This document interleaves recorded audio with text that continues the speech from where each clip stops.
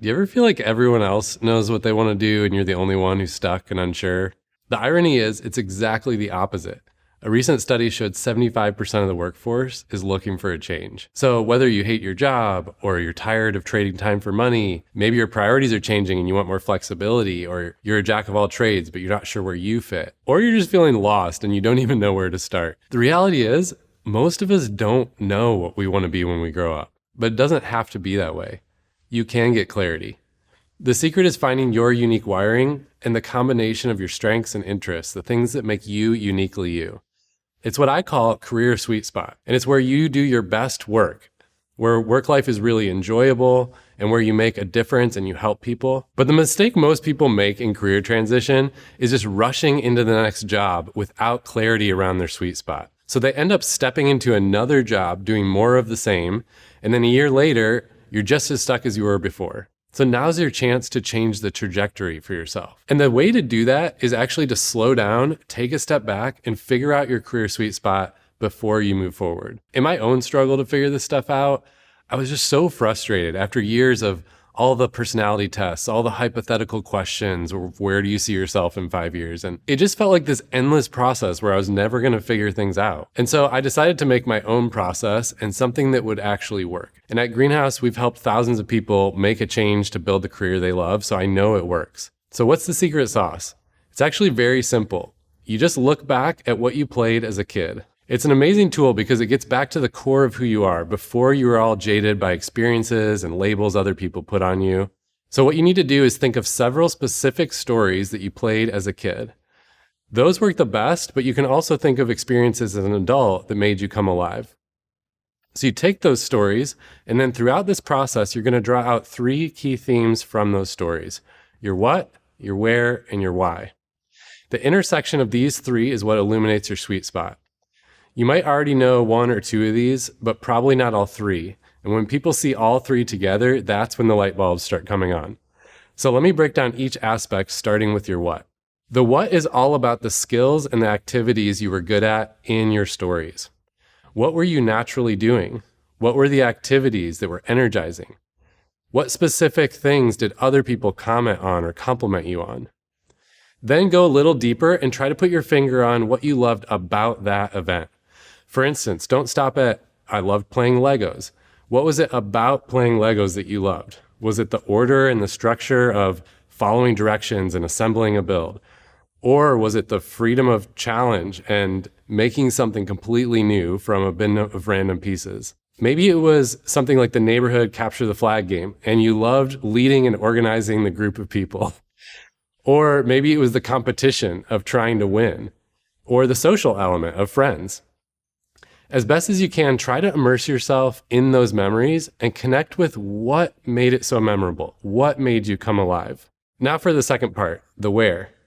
The where is all about the environment of your stories, the conditions that allowed you to thrive.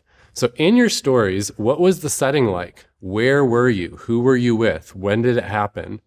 Then think about the specific environmental factors. Like, was it a group or was it on your own? Was it fast paced or was it slow? Were you doing something more physical or more mental? And you'll start to see common threads of where your stories took place that you haven't actually noticed before. And this is big in career decisions. Finally, the why. The why is all about purpose.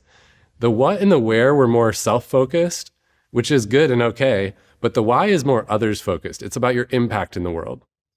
So this one can feel tricky. The way I like to think about it is a bit more ground level. I like to ask, what problems do you want to be part of solving in the world?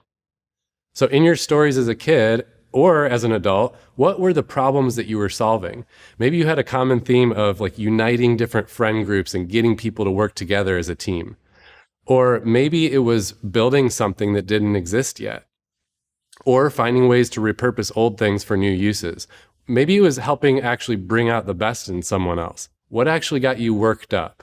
What made you like pound your fists on the table? Or what were you just quietly determined to accomplish? It might feel like a stretch to pull like life purpose out of these simple grade school activities. But the reality is you already had a why before you ever thought about it. You already do what you're wired to do. So you don't have to make anything up. It's just a matter of seeing yourself more clearly And that's what the what, where, and the why do for you. Now that we have your what, where, and why, what do you do with it? How do you translate these insights into action, into an actual career direction? Well, after you write down the themes you noticed in your stories, the trick is to start bouncing it off of people you know. This is a process we cover more in the mini course, but basically, you share what you wrote with people in your life and get their perspective back. This allows you to accomplish two things. First, their comments are going to help you refine your sweet spot and how to communicate it well. And then secondly, it's actually the thing that leads you to your next career move because they will give you ideas and they'll connect you with people. So at that point, a string of conversations leads you to the right opportunity you were hoping for. It's kind of like a 6 degrees of separation thing. Instead of feeling like it's impossible to find your thing or feeling like the burden's all on you, you actually find that other people help you and unexpected opportunities just start showing up at your doorstep. So that's the career sweet spot in a nutshell.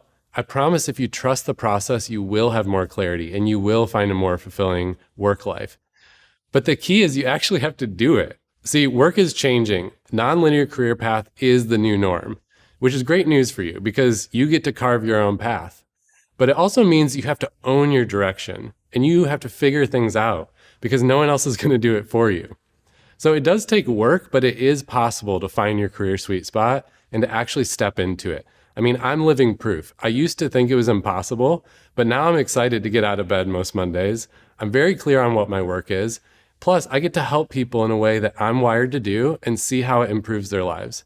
And that's what's ahead for you if you actually slow down, take a step back, and do these steps with me. So I'm going to challenge you to take the next step. It's too easy to watch a video like this and then just get busy with other things and forget. And then a month later, you're still feeling stuck and frustrated. So if you're feeling motivated, don't put this off. Right now is the time to make it happen. You can either do it yourself or we can help. If you click the link below, we have both a low-cost mini course and we have one-on-one coaching session to help you find your career sweet spot. Either way, just don't let this stop at inspiration. I dare you to take action and start growing the life that you want.